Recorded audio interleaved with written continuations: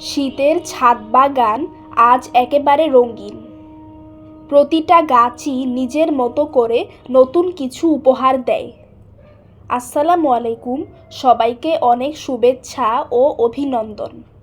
চলুন আজ দেখে নেই আমার ছাদ বাগানের কিছু সবজি গাছের আপডেট। কোন কোন সবজি আজ কাটবো তাই আজ দেখাবো। এই সিম গাছটায় ফুল আর সিম সবই একসাথে আসছে। এখানে কয়েকটা গাছ, তাই কোনোটাতে সিম আবার কোনোটাতে ফুল, কোনোটা সাদা আবার কোনোটা বেগুনি।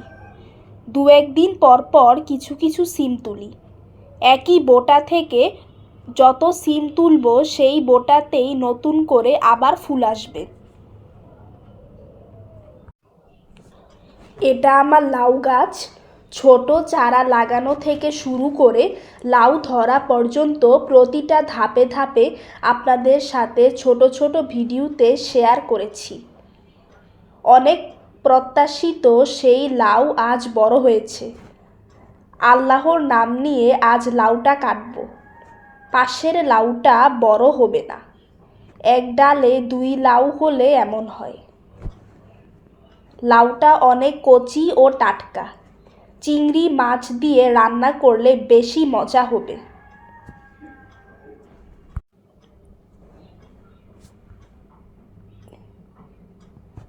এটা টমেটো গাছ। শীতে রোদ পেলে টমেটো গাছ খুব দ্রুত বাড়ে। এখানে আমি কয়েকটা টমেটো চারা লাগিয়েছি। কোনোটা ছোট আবার কোনোটাতে ফুল এসেছে। এগুলো থেকেই টমেটো ধরবে। বেগুন গাছে অনেক সুন্দর বড় বড় বেগুন ধরেছে। নিয়মিত যত্ন ও পর্যাপ্ত খাবার দিলে সারা বছরই ছাদ বাগান থেকে বেগুন পাওয়া যায়।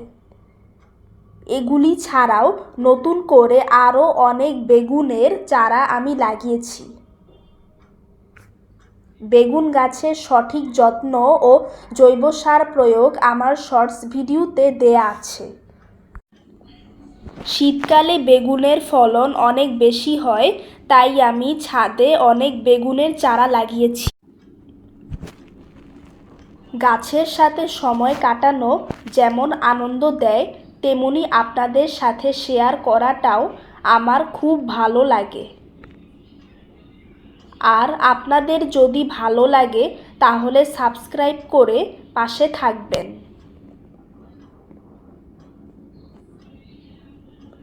আপনাদের একটা সাবস্ক্রাইব আমার জন্য অনেক বড় শক্তি। আর একটা লাইক ও কমেন্ট করতে ভুলবেন না। সবাই ভালো থাকবেন। সবশেষে সবাইকে ধন্যবাদ জানিয়ে শেষ করলাম।